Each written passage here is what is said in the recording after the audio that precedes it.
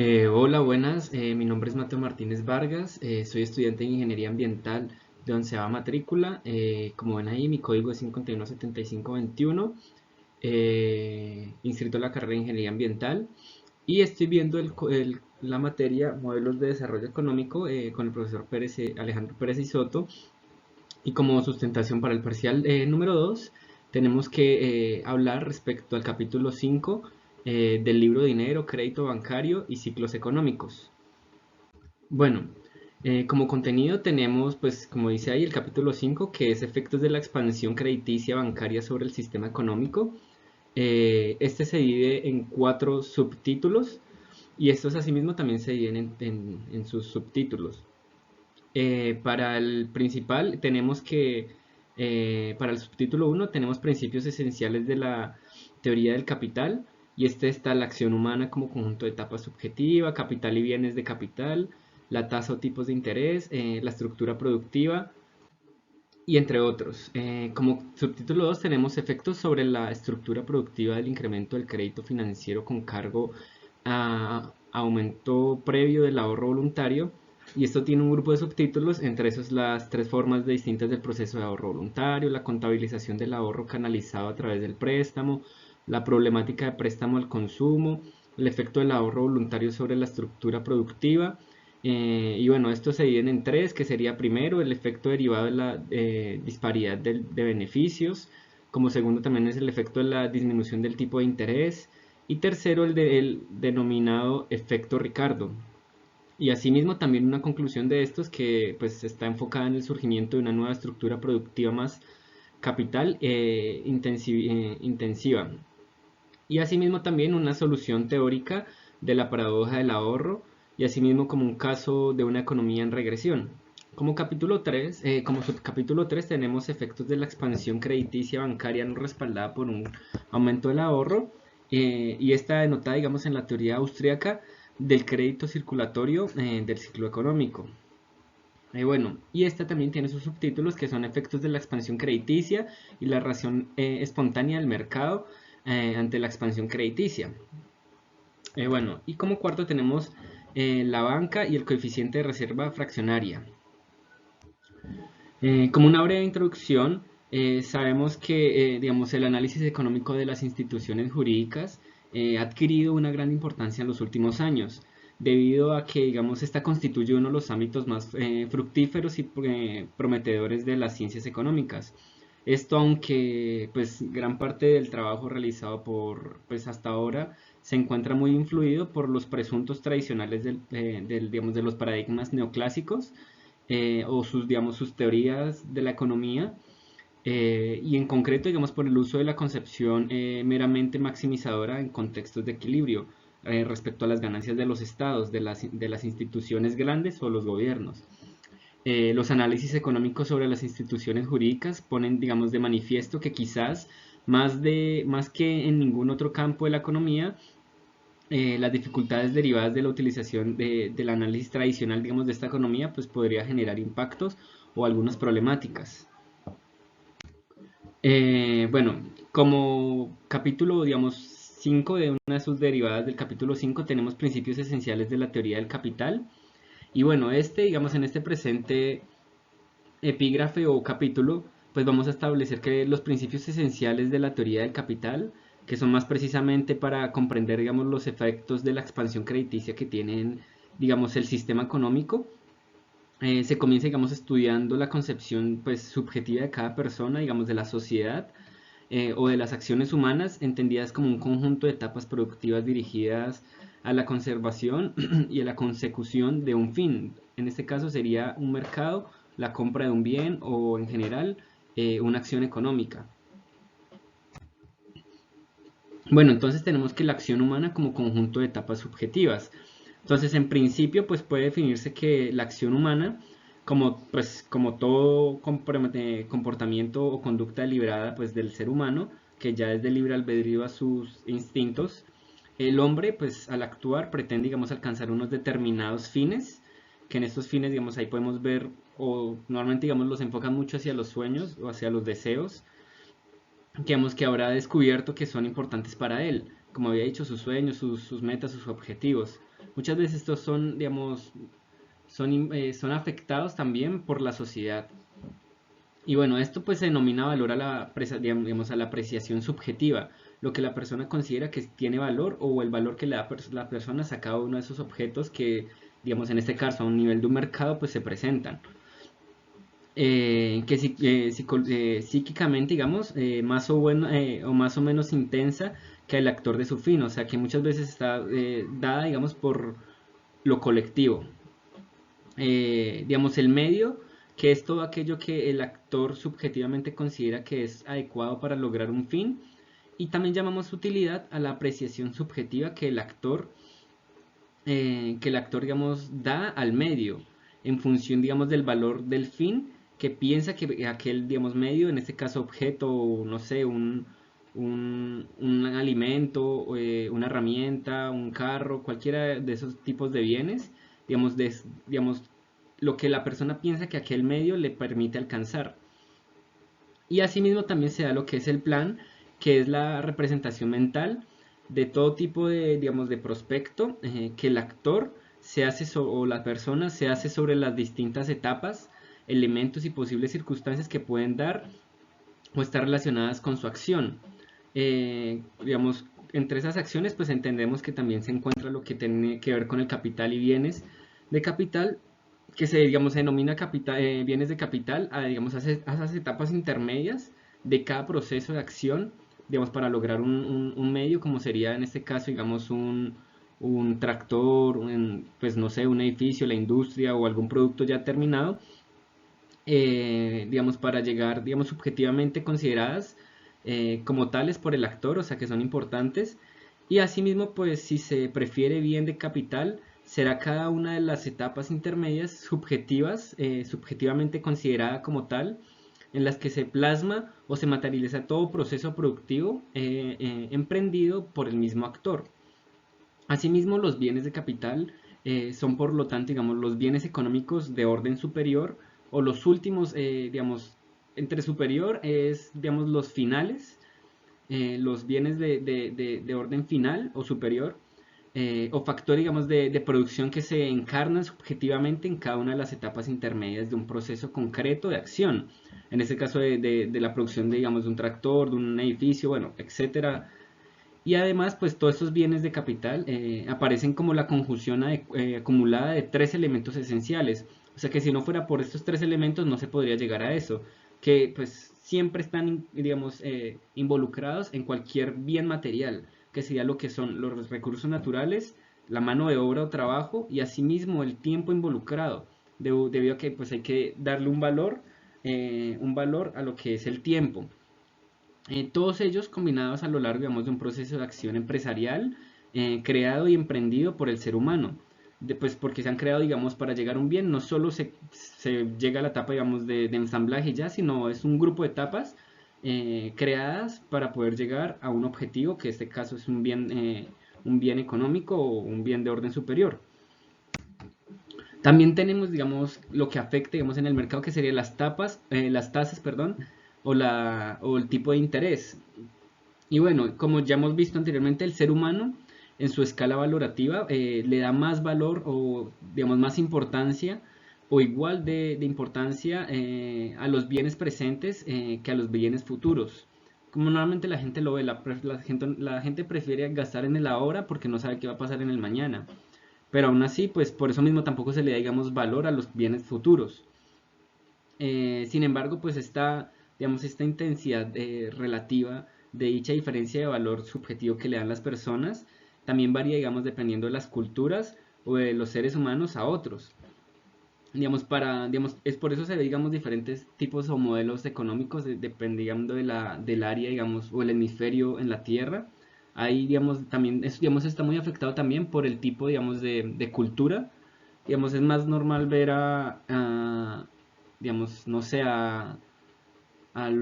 países que han sufrido, digamos, como Japón, que no tiene recursos naturales, pensar más en el mañana y ahorrar, que países como Colombia, que tienen muchos recursos y pues no le cuesta tanto la producción, o bueno, no la producción, sino el llegar a estos recursos, y por eso mismo, pues digamos, allá se le tiene más valor al futuro. Aquí simplemente se gasta porque se tiene en cantidad. Eh, y bueno, digamos, los bienes futuros, sin embargo, digamos, la intensidad relativa de dicha diferencia, digamos, de valoración subjetiva, como les había dicho, pues varía también de todos los seres humanos y también puede variar a lo largo de la vida, digamos, también depende de las etapas. Digamos, en la Segunda Guerra Mundial se valoraba mucho más que ahora, pues porque en ese entonces había mucho menos que ahora. Eh, y digamos, en función también del cambio de distintas circunstancias, como había dicho. Bueno, se denomina también tasa o tipo de interés al precio del mercado de los bienes presentes, digamos, en funciones de los bienes futuros. Eso quiere decir que, digamos, de acuerdo a cuánto nos costó producirlo ahora, también, digamos, si se le invierte más en bienes futuros, puede que disminuya de precio o aumente. Digamos, también mucha gente cree que puede aumentar de precio y por lo tanto prefieren comprar en la hora. Digamos, dado que muchas, digamos, de estas acciones en el mercado se llevan a cabo, digamos, utilizando un medio de cambio, que en este caso normalmente es del dinero, como medio, digamos, de intercambio general aceptado, el tipo de interés viene establecido como, digamos, como el precio que hay que pagar para obtener, digamos, un número determinado de unidades monetarias digamos, con carácter inmediato, digamos, en forma de número de unidades que habrá digamos, de devolver a cambio, en este caso, pues por el objeto. En forma, digamos, de número de unidades que habrán que devolverse a cambio, digamos, transcurrido el plazo o periodo de prefijación de un tiempo. Digamos, esto digamos, con carácter general y por razones, digamos, relacionadas consuetudinarias, digamos, el precio se establece en términos de tanto por ciento al año, digamos, un porcentaje al año. Normalmente se basa esa tasa, digamos, de interés, que es una ganancia debido al préstamo o a la inversión, digamos, dado también por una tasa a nivel anual. También, digamos, hay diferentes tipos de interés y pues por lo tanto el tipo de precio está determinado por el mercado. Digamos, en los que los oferentes o vendedores de bienes presentes son precisamente, digamos, los ahorradores, digamos, como los bancos, los que dan el préstamo. Y es decir, que todos aquellos relativamente, digamos, más dispuestos a renunciar al consumo inmediato a cambio de obtener, digamos, un mayor de bienes en el futuro, que son esas personas, digamos, conocidas como los ahorradores.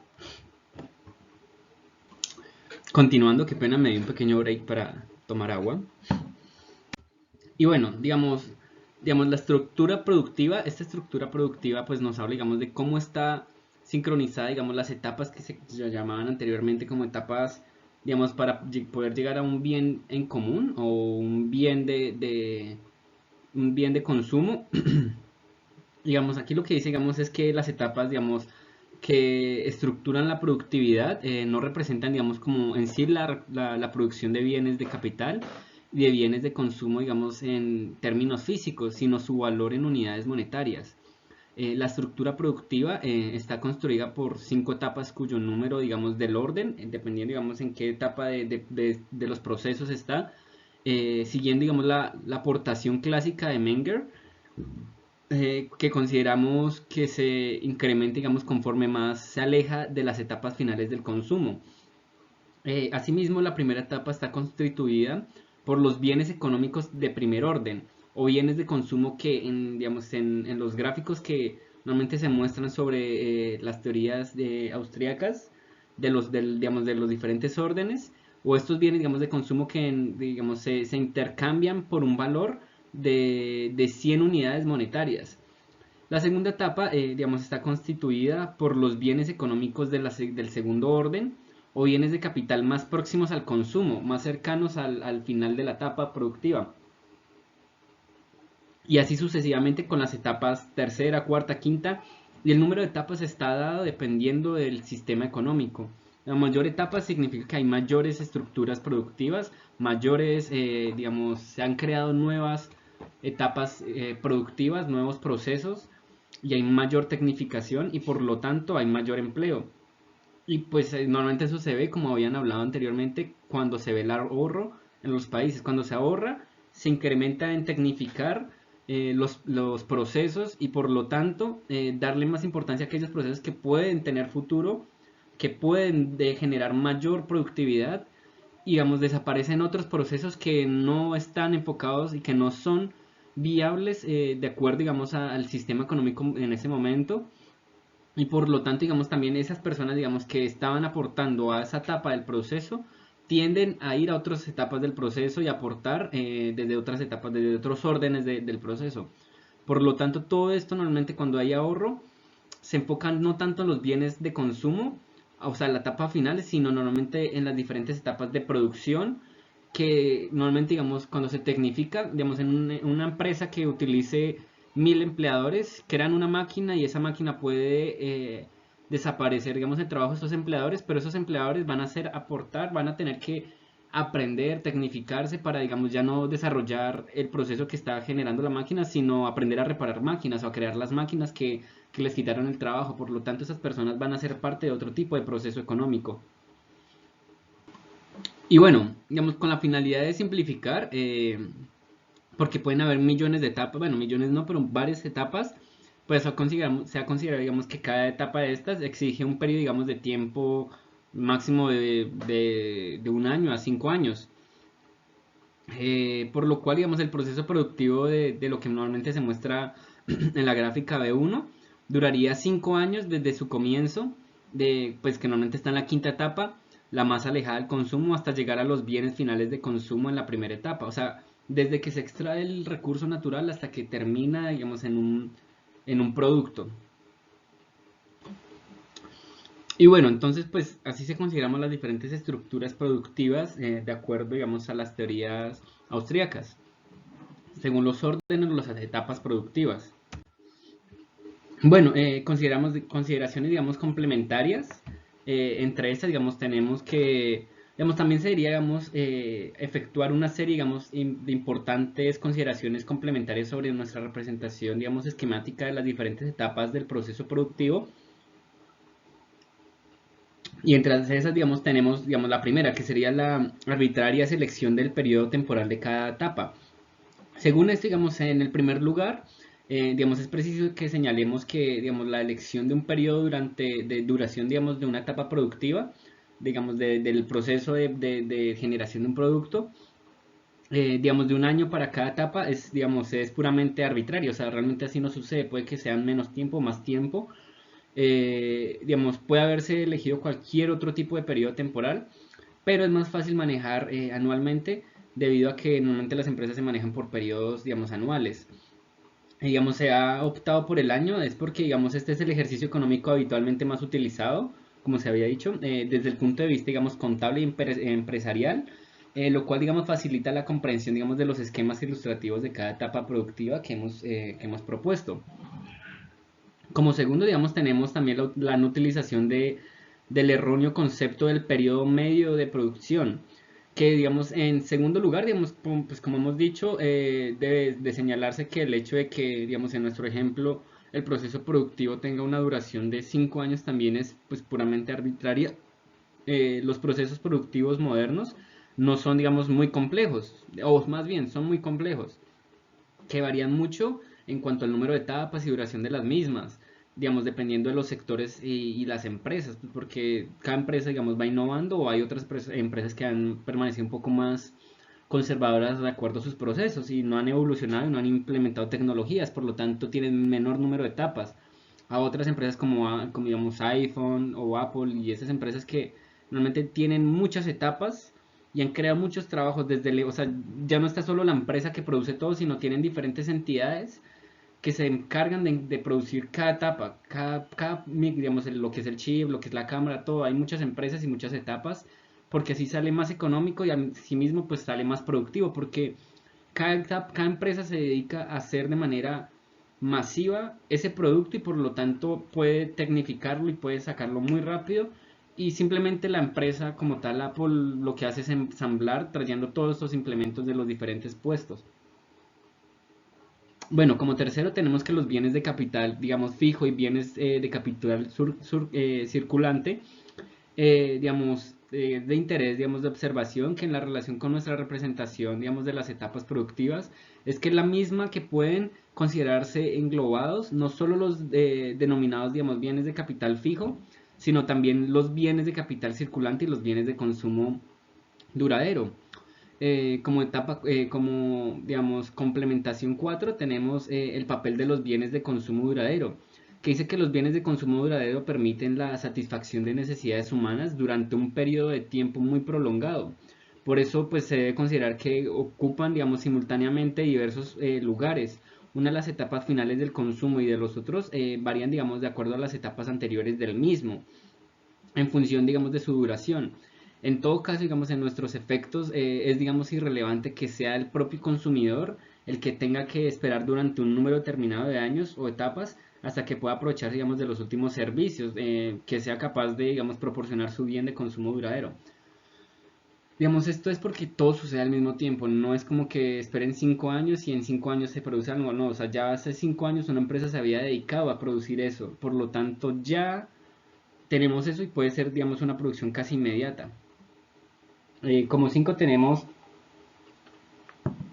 la tendencia hacia la igualdad de la tasa de beneficio contable o interés de etapa. Esto digamos que es el que ahora pues debemos insistir en que pues existe en el mercado una tendencia movida por la fuerza de la, digamos, de la empresarialidad hacia la igualdad de la tasa de beneficio de todas las actividades económicas. Esto sucede no solo, digamos, pues de manera horizontalmente dentro de cada etapa de la producción, sino también verticalmente, o sea, no solo en la misma etapa, en cada proceso, sino al mismo tiempo en toda la producción, digamos, de un bien de consumo. Pues entre unas y entre otras, digamos, etapas al mismo tiempo. Como 6 tenemos la inversión y el ahorro en términos brutos y netos, que aunque digamos en nuestros ejemplos gráficos, la totalidad digamos de la renta neta que perciben los factores originarios y los capitalistas en forma de beneficio e interés, es decir, 100 unidades monetarias, porque pues eso se divide entre cada orden, es decir, digamos 100 unidades monetarias coincida exactamente con el importe que se gasta durante el periodo de bien de consumo, por lo que el ahorro neto es, pues en este caso sería nulo. Existe sin embargo un importante volumen bruto de ahorro o inversión. Y como 7 y última tenemos que la renta bruta y renta neta del ejercicio puede interpretarse que la representación esquemática de las distintas etapas del proceso productivo que hemos expuesto digamos, en las diferentes gráficas recoge digamos, bien el movimiento de los bienes de capital y el bien del movimiento del dinero. En efecto, digamos, los bienes de capital se mueven hacia abajo, es decir, desde las etapas más alejadas del consumo, del bien de consumo, hasta las más próximas al mismo, y el dinero, digamos, se mueve en dirección opuesta. Es decir, digamos, las unidades monetarias primero sirven para pagar los bienes finales de consumo y de ahí se van subiendo en la escala de etapa productiva hasta alcanzar, digamos, aquellas etapas más alejadas del consumo. Bueno, en los subtítulos 2 tenemos el efecto de la estructura productiva del incremento del crédito financiero con cargo a un aumento previo al ahorro voluntario. Y bueno, esto se divide, digamos, en lo que en subtítulos que seríamos las tres formas distintas del proceso de ahorro voluntario. Digamos, en este apartado vamos, digamos, a estudiar con detalle lo que sucede, digamos, en la estructura productiva cuando, digamos por cualquier motivo, los agentes económicos disminuyen sus tasas de preferencia temporal, es decir, cuando deciden, digamos, incrementar su ahorro u oferta de bienes presentes. Esto puede, digamos, verificarse de cualquiera de las siguientes formas. Digamos, en primer lugar, cabe que los capitalistas, digamos, de las distintas etapas de estructura productiva decidan a partir de un determinado movimiento modificar, digamos, lo que sería la proporción, la proporción, sí, en la que, digamos, venían reinvirtiendo los ingresos en que los capitalistas de una etapa productiva vuelven a gastar los ingresos que reciben de sí mismos. O sea, tiende a ser todo un poco como tipo piramidal, unas afectan por otras. Y bueno, digamos, en forma de compra de bienes de capital que inviertan esos dineros o los gasten anteriores y de contratación de mano de obra y recursos de la naturaleza se mantengan invariablemente de un periodo a otro. Asimismo, también como en segundo lugar, cabe que digamos, los propietarios de los factores originarios de producción, trabajadores y propietarios de los recursos de la naturaleza, decían, digamos, no consumir, decían no consumir como venían haciéndolo, digamos, por problemáticas ambientales o demás. Digamos, el importe íntegro de la renta neta social que perciben, o sea, la ganancia de estos, y que, pues, digamos, en los ejemplos que se han dado era de 70 unidades monetarias, sino que a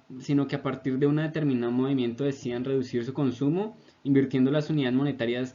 pues, que ya no dediquen a la compra de bienes y de servicios productivos que deciden, digamos, emprender directamente como capitalistas. Es decir, que ya no sabemos nada, pues si hay garantías de que lo proporcione, que este dinero se llegue a ellos. Digamos, en tercer lugar, cabe que no solo los propietarios de los factores originarios de la producción, sino también los capitalistas en medida de la percepción, o pues sí, en medida de cómo perciben la neta pues, bruta, en forma de beneficio contable o interés de mercado, decían a partir, digamos, de un determinado movimiento o momento del consumo integrar el importe de su ingreso, sino dedicar una parte del mismo a prestárselos a los capitalistas de las distintas etapas del proceso productivo para emprender una ampliación de sus actividades contratando más bienes de capital de etapas anteriores y a un volumen más elevado de factores ordinarios. Asimismo, pues tenemos lo que sería la contabilización del ahorro canalizado a través del préstamo. En relación, digamos, con cualquiera de estos tres procesos de aumento del ahorro, desde el punto de vista económico siempre se produce el mismo hecho, a saber, digamos, de que un incremento en la oferta de bienes presentes por parte, digamos, de los ahorradores que trasladan esos bienes presentes a los propietarios de los recursos originarios y de los factores materiales de producción de bienes de capital, digamos, provenientes de las etapas productivas anteriores, en concreto y en relación con el tercero, pues precisamente de los procesos anteriormente vistos,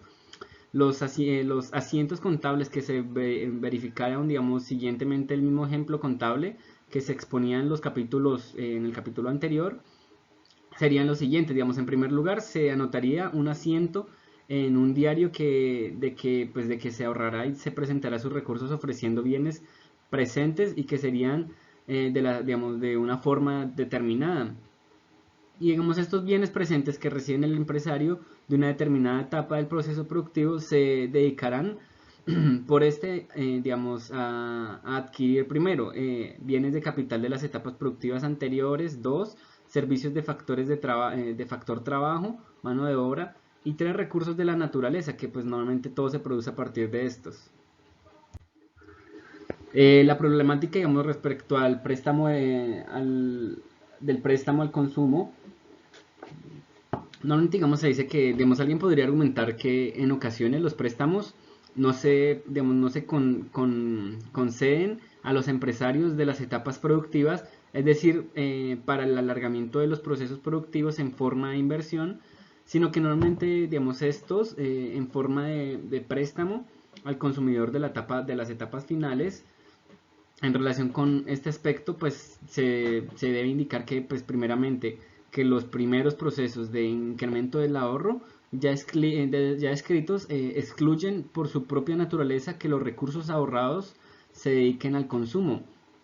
Digamos, en segundo lugar, el préstamo al consumidor o al consumo se realiza en la mayor parte de los casos para financiar las adquisiciones de bienes de consumo duradero, que pues ya hemos visto y se han estudiado anteriormente en apartados anteriores, son equiparables en últimas instancias a bienes de capital, que normalmente, digamos, se mantienen a lo largo de un número de sucesivo etapas productivas, mientras que dura la capacidad del bien de consumo duradero para proporcionar servicios a sus propietarios. Y bueno, respecto, digamos, a los efectos del ahorro voluntario sobre la estructura productiva, digamos, a continuación se va a explicar digamos, de qué manera el sistema de precios, eh, digamos, de qué manera el sistema de precios y la capacidad coordinadora de las funciones de las empresas de un mercado libre y espontáneo hacen que, digamos, la disminución de la de tasa social de preferencia temporal y el correspondiente incremento del ahorro que está generado, que este genera, se materialicen en una modificación, digamos, de la estructura de las etapas productivas de la sociedad, que tiende, digamos, a hacerse más compleja, sí, sí, más complejas y duraderas, y como consecuencia de ello y a larga, pues a largo tiempo, sensiblemente más productivas. Una vez, pues digamos que se producen en este aumento del ahorro voluntario, se verifican a la vez, digamos, tres efectos que por su gran importancia se deberían estudiar. Digamos, en primero, el efecto derivado de la disparidad de beneficios que surge entre las distintas etapas productivas. Digamos, si se produce un aumento en el ahorro de la sociedad de una cuarta parte de la renta neta, es evidente, digamos, de que la demanda monetaria total de los bienes de consumo se reducirá, digamos, en la misma proporción. Eh, Como segundo, digamos, el efecto de la disminución del tipo de interés sobre el precio del mercado de los bienes de capital. Digamos, este incremento de ahorro voluntario, es decir, digamos, de la oferta de bienes presentes, y la igualdad de circunstancias da lugar, digamos, como ya se había dicho anteriormente, a una disminución en el tipo de interés del mercado. Y como ya sabemos, este tipo de interés tiende a plasmarse, digamos, en la diferencia contable entre los ingresos y los gastos, digamos, de las diferentes etapas productivas. Y también se ha visto visible en los tipos de interés al que se contratan, digamos, los préstamos en el mercado de créditos. Pues bien, hay que señalar también que la disminución del tipo de interés a que da lugar todo incremento, digamos, esto da todo tipo de incremento del ahorro voluntario, tiene un importante, digamos, efecto sobre el valor de los bienes de capital y en especial sobre todos los aquellos que se utilizan, digamos, en las diferentes etapas relativamente más alejadas del consumo final y que tienden a durar, que sí, tienden a durar y a dar una mayor aportación a los procesos productivos. Como tercero, digamos, el denominado efecto Ricardo, que, digamos, este dice que es un efecto de gran trascendencia, que tiene todo incremento del ahorro voluntario, es en el que, pues, este se produce de inmediato sobre el nivel, digamos, de los salarios reales. Si, digamos, observamos de nuevo, pues, lo que se considera, digamos, como las etapas productivas, la demanda monetaria de bienes de consumo, a consecuencia, digamos, del incremento del ahorro, se reduce a una cuarta parte, de 100 unidades monetarias a 75 unidades monetarias, comprendiendo también, digamos, de manera fácil por qué en general, cuando se produce un aumento del ahorro, los precios de los bienes de consumo finales tienden a experimentar una reducción. Este aumento de los salarios reales que resulta del incremento, digamos, del ahorro voluntario hace que en términos relativos sean interesante para los empresarios de todas las etapas de procesos productivos, digamos, de sustituir la mano de obra por bienes de capital, lo que lleva a sí mismo también a una evolución, digamos, en la tecnología, a adquirir nuevas tecnologías. Digamos, estas empresas, el empresado de otra forma, el incremento del ahorro voluntario y aumento de los bienes de salario establecen, digamos, una tendencia de todo el sistema económico que lleva a alargar las etapas de las estructuras productivas, haciendo más capital intensivas. Y pues como conclusión de esto, el surgimiento de una nueva estructura productiva digamos, más capital intensiva, pues como se había dicho, como consecuencia de las combinaciones de los tres efectos que se acababan de estudiar y que se ven impulsados por el proceso empresarial de búsqueda de beneficios, tenderían digamos, a producir una nueva estructura de beneficios y de etapas de bienes de capital más estrecha y alargada. Además, el diferencial entre ingresos y costes de cada etapa que constituyen el beneficio contable o tasa de interés tenderían a igualarse a lo largo de todas las etapas de las 9 estructuras productivas a un nivel más reducido, un mayor volumen de ahorro y una tasa social de preferencia temporal más baja. La estructura productiva tendría por lo tanto una forma muy semejante, digamos, a lo que se ve en las diferentes estructuras de las gráficas B3 que se presentan en este libro. Eh, y bueno, como último, digamos, subtítulo de este, digamos, tendríamos la solución teórica, digamos, de la paradoja del ahorro, que digamos en nuestro análisis también nos ha permitido solucionar, digamos, los problemas planteados por el supuesto dilema o paradoja del ahorro o la frugabilidad, en virtud, digamos, aunque el ahorro individual sea algo positivo, en el sentido de que permite incrementar la renta socialmente al disminuir la demanda agregada de cada bien de consumo, terminaría afectando negativamente a la inversión y a la producción. Y a la producción. En efecto, hemos denominado como con la misma renta social bruta, y aunque esta disminuya la demanda, digamos, monetaria de bienes de consumo, y la sociedad crecería y se desarrollaría incrementándose los salarios reales. Ya como subtítulo 3, efectos de la expansión crediticia bancaria no respaldada por un aumento del ahorro, la teoría austriaco o el crédito circulatorio del ciclo económico. Tenemos, digamos, que la estructura productiva de la creación de créditos por parte de los bancos sin respaldo de un aumento previo del ahorro voluntario. Se trata, por tanto, digamos, de un caso radicalmente distinto al estudiado en los apartados anteriores, en el que pues la concesión de créditos venía plenamente respaldada por el correspondiente aumento del ahorro voluntario. Y ahora, y en consecuencia, digamos, de estos procesos de expansión de crédito, a que digamos lugar el negocio bancario ejercido con una coeficiente de reserva fraccionaria, que digamos que había estudiado anteriormente también con detalle, digamos, en los capítulos 3 y 4. En el capítulo 3 y 4, la creación del crédito por parte de un banco daría, digamos, lugar a un asiento contable que, pues, en su versión más elemental tendría como ya sabemos, a un incremento en las diferentes etapas y extensión crediticia bancaria no respaldada por un aumento del ahorro. Y bueno, en efecto, digamos, vemos, digamos, se va, digamos, a estudiar en esta parte, digamos, los efectos que tienen sobre la estructura productiva de la creación de crédito, aparte de los bancos sin respaldo de aumento previo de ahorros voluntarios, lo que se había dicho anteriormente. Y también, digamos, la reacción espontánea del mercado ante la expansión crediticia, que pues la creación de dinero por parte del sistema bancario y su materialización en forma de créditos tiene unos efectos reales sobre la estructura productiva de la economía, que es necesario distinguir muy claramente sobre lo que se ha estudiado en el apartado anteriormente, como relacionado a los créditos concedidos con respaldo de ahorro. Y ya por último, lo que sería el subcapítulo 4, que es la banca y el coeficiente de reserva fraccionaria y la ley de los grandes números, que pues esta dice que el análisis que hemos hecho hasta aquí nos permite pronunciarnos sobre si es posible, como ha mantenido un sector de la doctrina, aplicar la ley de los grandes números para asegurar el ejercicio de la banca con un coeficiente de reserva fraccionaria, que se trata pues en última instancia de responder al argumento de que los bancos, en virtud, digamos, de la ley de los grandes números, tan solo precisa disponer en forma de reserva de caja de una fracción del dinero que se les ha depositado digamos, en efecto, para hacer frente a las demandas de la liquidez que efectúan sus clientes. Digamos, en este argumento, que constituye el corazón de la doctrina jurídica, que intenta, digamos, justificar el contrato bancario de depositario regular de dinero con reserva fraccionaria, y que pues ya ya habíamos estudiado críticamente en el capítulo 3. Digamos, la referencia en este ámbito de la ley de los grandes números equivale a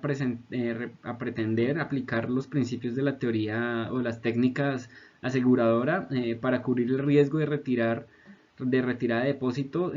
depósitos, riesgo que se considera a priori,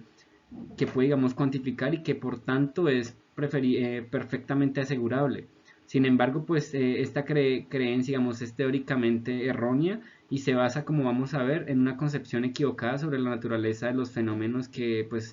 aquí ocupan y los efectos de los fenómenos anteriores. Y bueno, como aquí vimos, pues se presentaron lo que sería, pues de manera un poco resumida, bastante resumida,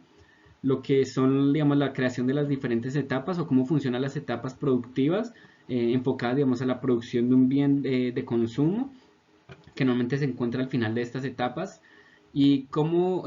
esta es afectada dependiendo si se tiene una percepción valorativa sobre lo que es el futuro o el presente.